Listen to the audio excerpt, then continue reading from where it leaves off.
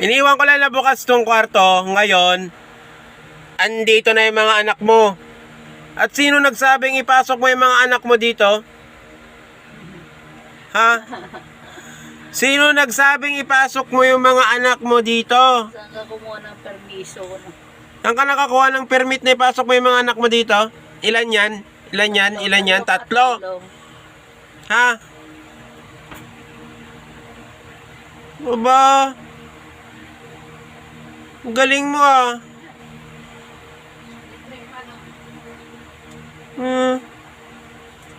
Busanggala ka na nga.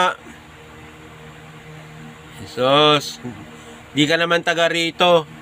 Bakit mo dinala yung mga anak mo dito? Ha?